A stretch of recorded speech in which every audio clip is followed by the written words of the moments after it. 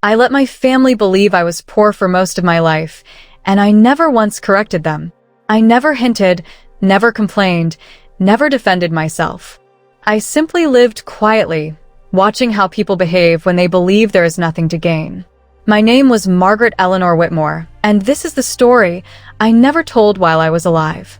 When my husband Charles died, people immediately rewrote my future in their minds. They saw a widow in her late 50s, standing alone beside a coffin, and assumed struggle. They assumed loneliness. They assumed financial fear. Friends hugged me tightly and whispered how strong I was. Neighbors spoke about me in soft voices, as if I might break. My children looked at me with concern mixed with calculation, already wondering how much help I might need in the years to come. No one asked me what Charles had left behind. They didn't need to. They thought they already knew. Charles and I had lived modestly our entire marriage. We never chased attention. We never talked about money in public. Charles believed privacy was a form of protection. He believed that once people knew what you had, they stopped seeing who you were. For decades, he invested quietly, patiently, while others laughed at ideas that seemed risky or foolish. He trusted time more than noise. By the time he died, those quiet investments had grown into a fortune far beyond anything our family imagined. In the hospital, just days before he passed, Charles held my hand and asked me for one promise. His voice was weak, but his eyes were clear. He told me not to tell the children about the money. He didn't say it with anger or resentment. He said it with a tired honesty that only comes from long observation. He wanted to know who would stay when there was nothing to inherit. He wanted to know who loved without conditions. I promised him, not fully understanding how heavy that promise would become. After the funeral, I returned to the same house, the same routines, the same quiet life. I didn't change my clothes or my car. I didn't upgrade anything that might raise questions. I transferred the assets into trusts managed quietly through attorneys and advisors who never spoke my name outside closed doors. On paper, I looked like exactly what everyone assumed I was, an aging widow living on Social Security and a small survivor's pension. At first, my children were attentive. They called often. They asked if I was eating properly, if I was lonely, if I needed help with bills or repairs. They spoke gently, cautiously, as if expecting bad news. I thanked them and told them I was fine. And I was.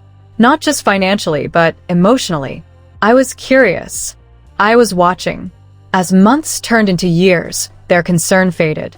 Phone calls became shorter. Visits became less frequent. I stopped being a priority and slowly became an obligation. They didn't stop loving me, but their love became scheduled, managed, and limited by convenience. I noticed how easily I was excluded from plans that cost money. Vacations happened without invitations. Restaurants were suddenly too expensive, or not really my scene. I was told, kindly, that I probably wouldn't enjoy certain things anyway. There were moments that settled deep inside me. A Thanksgiving when I overheard my children whispering in the kitchen about how they would handle things if I ever needed expensive care. A Christmas when they suggested I not buy gifts because they knew money was tight for me. A family event I wasn't invited to because they assumed I wouldn't want to travel. None of these moments were cruel on the surface. That was what made them painful. They were practical, reasonable, and quietly revealing. I realized then how easily one sentence could change everything. I have money. If I said those words, the tone would shift instantly. Invitations would reappear. Respect would return. Concern would sharpen. I would matter differently. And that understanding made me stay silent even longer. Because I didn't want to be valued for what I had. I wanted to know who valued me without it. As I aged, the world treated me accordingly.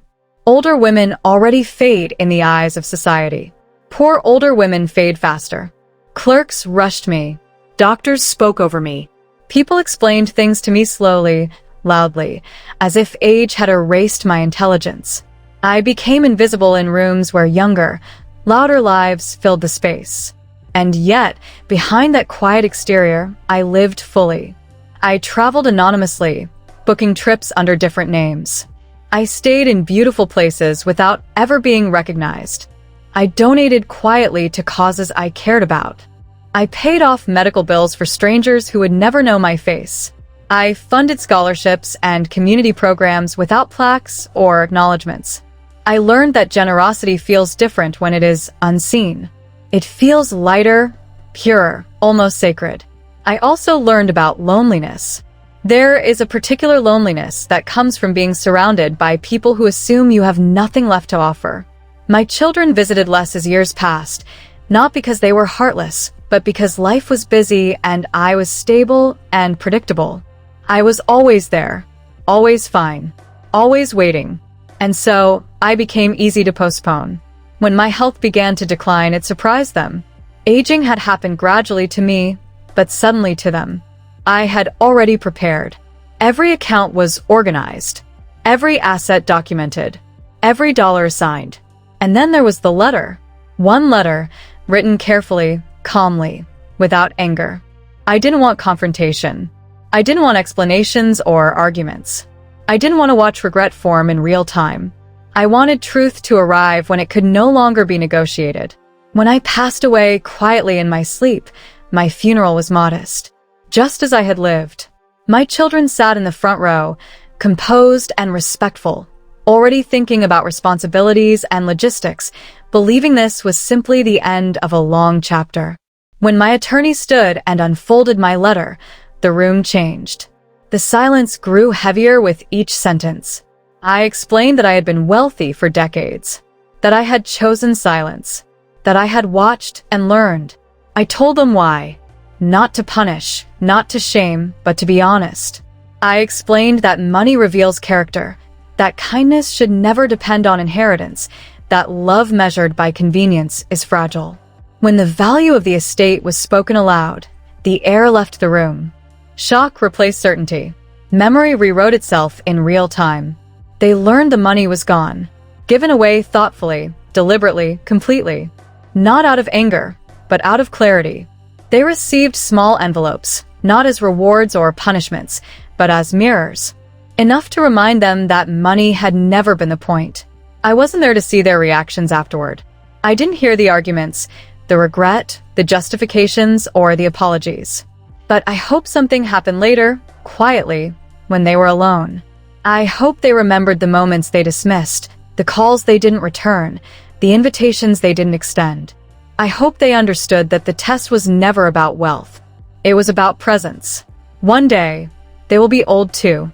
And when that day comes, I hope the people around them choose kindness without calculating value. That was the only inheritance I ever wanted to leave behind.